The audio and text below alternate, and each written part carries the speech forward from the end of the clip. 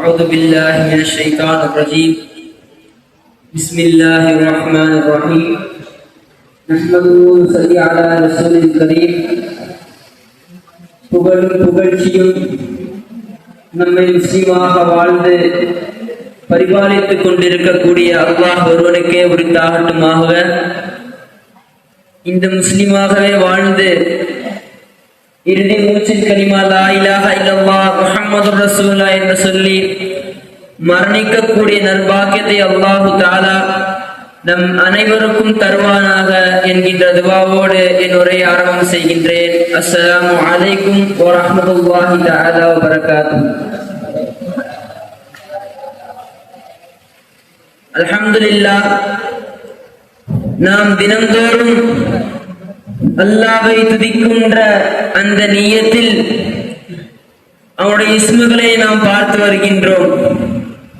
அதன் அடிப்படையில் இன்று நாம் பார்க்கக்கூடிய இஸ்மு அல் பசீர் அல் ஹகம். அல் பசீர் பார்க்கக்கூடியவன். அல்லாஹ் ஜல்ல ஷானுஹு வ தஆலா நிச்சயமாக இந்த உலகத்தில் வாழக்கூடிய ஒட்டுமொத்த சர்வகோடி வஸ்துக்களையும் அத்துணை விஷயங்களையும் அல்லாஹ் ஜல்ல ஷானுஹு வ தஆலா பார்த்து கொண்டேதான் இருக்கின்றான். உதாரணமாக மூசா அலைஹிஸ்ஸலாம் அவருடைய காலகட்டத்தில் ஃபிரௌனுக்கு அஞ்சிய நிலையில் ஹாரூன் அலைஹிஸ்ஸலாம் அவர்களும் மூசா அலைஹிஸ்ஸலாம் அவர்களும் இறைவனிடம் துதிப்பார்கள். ரப்பனா இன்னனா தகாஃபு ஐ யஃப்ருது அலைனா அவ் ஐ யதுகா. யா அல்லாஹ், நிச்சயமாக நாங்கள் அஞ்சுகின்றோம்,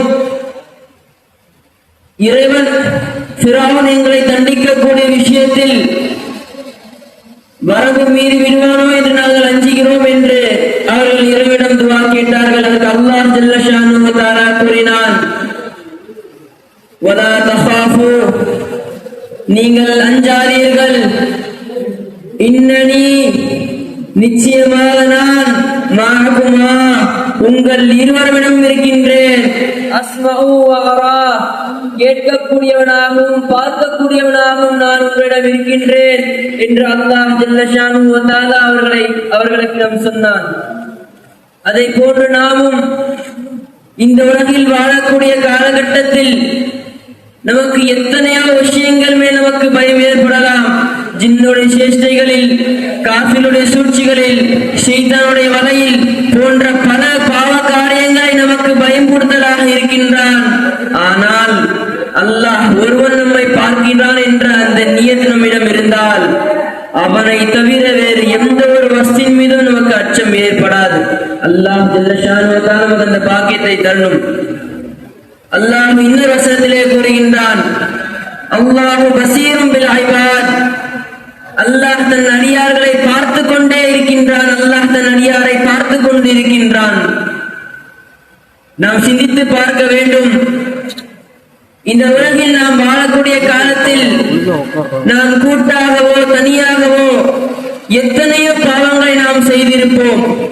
அந்த பாவங்களை யாரும் பார்த்திருக்க மாட்டார்கள் என்கிற நியத்தில் நாம் செய்திருப்போம். ஆனால் அல்லாஹ் ஜல்ல ஷானுஹு வ தஆலா நாம் செய்யக்கூடிய அத்தனை விஷயங்களையும் பார்த்து கொண்டுதான் இருக்கின்றான்.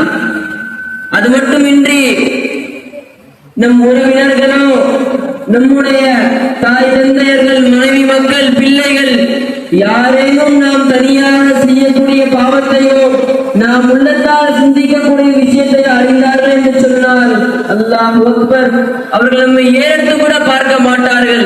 ஆனால் ரப்புல் இஸ்ஸத் அல்லாஹ் ஜல்ல ஜலால் நம் செய்யக்கூடிய அத்தனை பாவங்களையும் பார்க்கவனாகவும் அதை மற்றவர்கள் மத்தியில் மறைக்கக்கூடியவனாகவும் அல்லாஹ் ஜல்ல ஷானுஹு வ தஆலா இருக்கின்றான். ஆக அல்லாஹ்வின் நல்லடியார்களே, நாம் அவரிடம் பாவ மன்னிப்பு கேட்கவராக இருக்க வேண்டும். யா அல்லாஹ், நீ என்னுடைய எத்தனை பாவங்களை எல்லாம் மறைத்தாயோ அத்தனை பாவங்களையும் மன்னிப்பாயாக என்ற நியத்தில் நாம் இந்த திக்ரை செய்வோம். அல்லாஹ் நிச்சயம் நம் பாவத்தை மன்னிப்பான். யா பஸீரு யா பஸீரு யா பஸீரு யா பஸீர் யா பஸீரு யா பஸீரு யா பஸீர்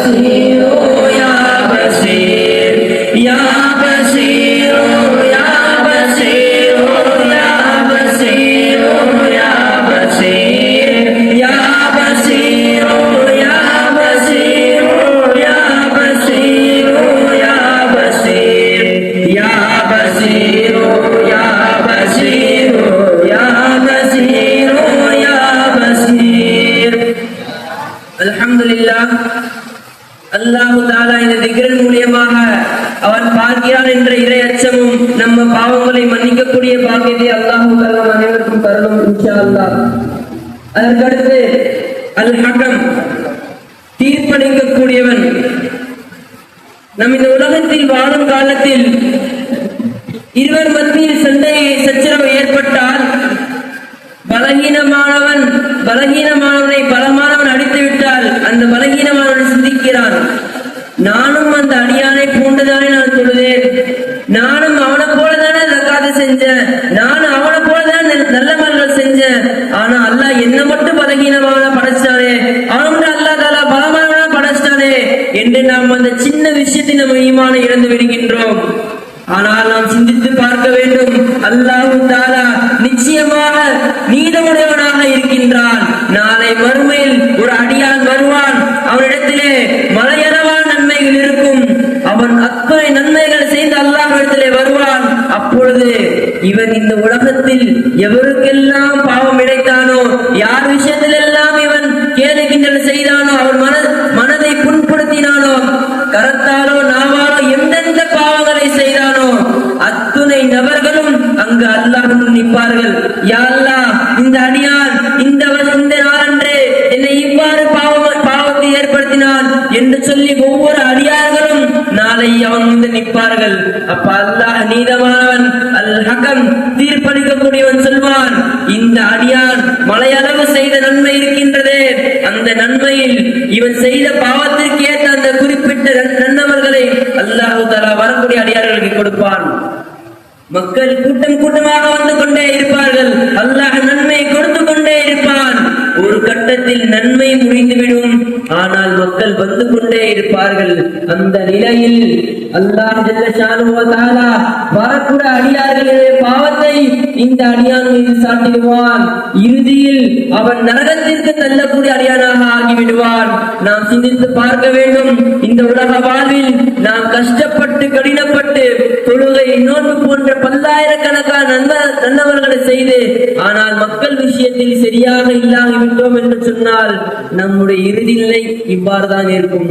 ஆக அல்லாஹ்வின் நல்லடியார்களே, நாம் அல்லாஹ்வே அந்த நீதவான் என்கின்ற அந்த நினைவிலும் அதை போன்று மக்கள் மத்தியிலும் ஒழுங்கான முறையில் வாழக்கூடிய பாக்கியத்தை அல்லாஹ் நமக்கு தரணும். அல்லாஹ் தஆலா குர்ஆனிலே கூறும்போது கூறுகின்றான், லஹா மா கஸபத் வ லஹும் மா கஸபத், அவர்கள் என்ன விஷயத்தை செய்கின்றார்களோ அதற்கு அவர்கள் அனுபவிப்பார்கள். வ லஹும் மா கஸபத், நீங்கள் எவையெல்லாம் இந்த உலகத்தில் செய்கின்றீர்களோ அதற்கு நீங்கள் அனுபவிப்பீர்கள் என்று அல்லாஹ் ஜல்ல ஷானுஹு தஆலா கூறுகின்றான். ஆக அல்லாஹ்வின் நல்லடியார்களே, நாளை மறுமையில் அந்த தீர்ப்பளிக்கூடிய நாளன்று அல்லாஹ் ஜல்ல ஷானுஹு வ தஆலா நாம் செய்யக்கூடிய இந்த பாவ காரியத்தினால் நம்மை நரகம் தள்ளிவிடாமல் சுவனம் போகக்கூடிய பாக்கியத்தை அல்லாஹ் தஆலா நமக்கு தர வேண்டும் என்கின்ற நியத்தோடு என்கின்ற துஆவோடு நாம் இந்த திக்ரை செய்வோம். யா ஹக்கமு யா ஹக்கமு யா ஹக்கமு யா ஹக்கம் யா ஹக்கமு யா ஹக்கமு யா ஹக்கமு யா ஹக்கம் யா ஹக்கமு யா ஹக்கமு யா ஹக்கமு யா ஹக்கம் யா ஹக்கமு யா ஹக்கமு யா ஹக்கமு யா ஹக்கம் யா ஹக்கமு யா ஹக்கமு யா ஹக்கமு யா ஹக்கம் யா ஹக்கமு யா ஹக்கமு யா ஹக்கமு யா ஹக்கம் யா ஹக்கமு யா ஹக்கம். இந்த திக்ரை நாம் செய்தோமோ அந்த நிலையிலேயே அல்லாஹ் ஜல்ல ஷானுஹு வ தஆலா இந்த திக்ரை தொடர்படியாக செய்யக்கூடிய பாக்கியத்தை தருவானாக. நாம் என்னவெல்லாம் சொன்னோமோ என்னவெல்லாம் கேட்டோமோ அதன்படி வாழக்கூடிய நற்பாக்கியத்தையும் அவன் பார்க்கிறான் என்ற இறையச்சத்தையும் நாளை தீர்ப்பளிக்கூடிய நாளன்று சுவனம் புகக்கூடிய பாக்கியத்தை அல்லாஹ் ஜல்ல ஷானுஹு வ தஆலா நம் அனைவருக்கும் தருவான் என்ற துஆவோடு நம் உரையை முடித்துக் கொள்கின்றேன். அஸ்ஸலாம்.